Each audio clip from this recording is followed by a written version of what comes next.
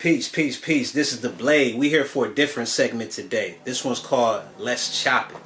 I want to talk to you guys. So, the topic of today's subject, or today's discussion, I should say, is due diligence.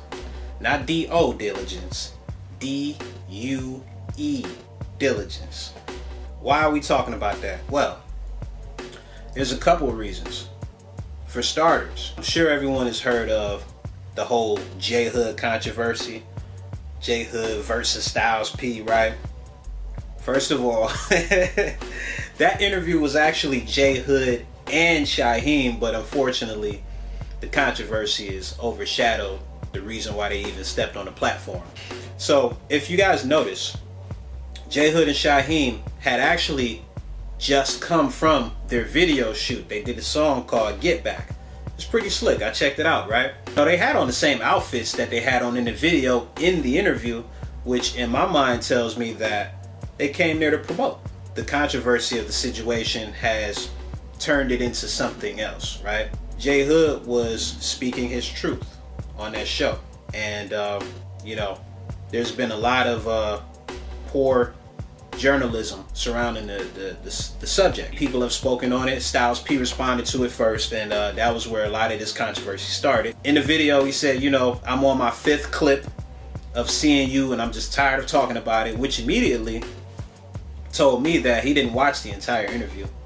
There were 2 parts to that J-Hood and Shyheim interview, probably an hour and a half apiece. Right away, you can't be commenting on something without watching the entirety of what was said. But, this is the era where everyone has tech and everyone has a voice. So now everyone's speaking. So Styles P was the first one to be inaccurate, and for the record, J-Hood was very respectful of the Lox in that interview. There were many times where he could have gone off the rails and completely dragged their name in the dirt, but he didn't. There were times where he was asked if someone took the money to try to, I ain't gonna say to try to get the sound bite, because I don't think that was their intention. He's just interviewing. But, there were opportunities that J-Hood had to speak negatively, and he did his best not to. He was exceptionally respectful, in my opinion.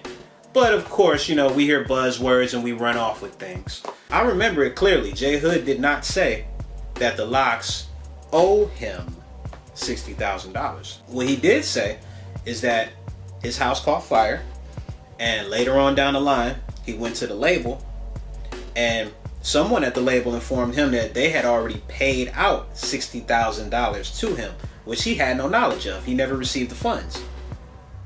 Very different from saying, you owe me. That was one discrepancy. Then you got the mother's ex-boyfriend, which was confused with his own father. You had Laura Jamar talking about the situation, which is someone who I highly respect, But I too was disappointed in the fact that he didn't do his research.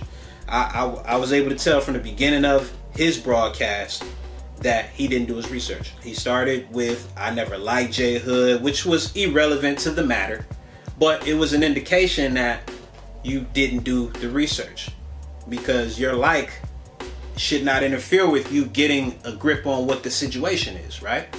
He said that J-Hood didn't embody the D-Block energy. Anyone around my age, which is, I'm 34, they would be able to tell you, no, J-Hood was D-Block. It was not D-Block without J-Hood, right?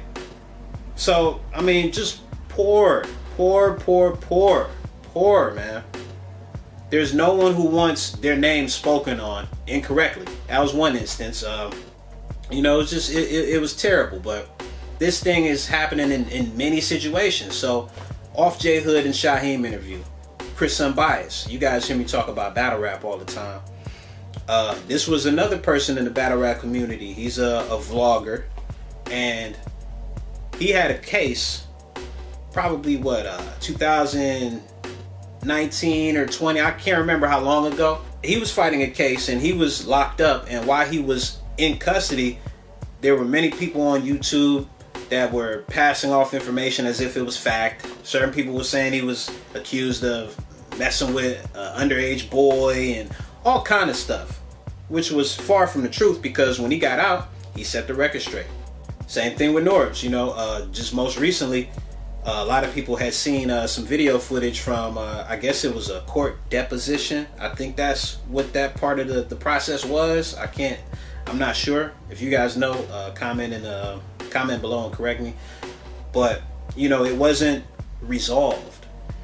It was just a video that had showed that whoever the lawyer or whoever the representative was on Norbs' part did not seem like they could prove that Norbs was a partner.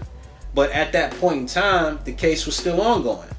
And of course, everyone's like, oh, Norbs, you lost the case. That's one instance. Since we on battle rap, Tay Rock and Kid Slade.